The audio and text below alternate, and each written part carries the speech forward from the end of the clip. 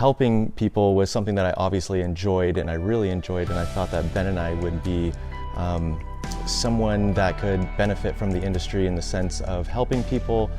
teaching them essentially how to cope with some of these disasters and these emergencies that that they weren't expecting.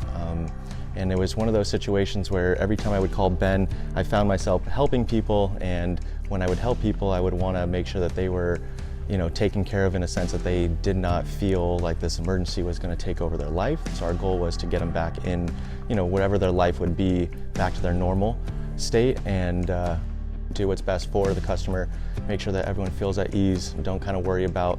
so much of the job, the aspects of, the money aspect of it, just kind of do what's necessary, what's right for the customer, and everything will kind of fall into place.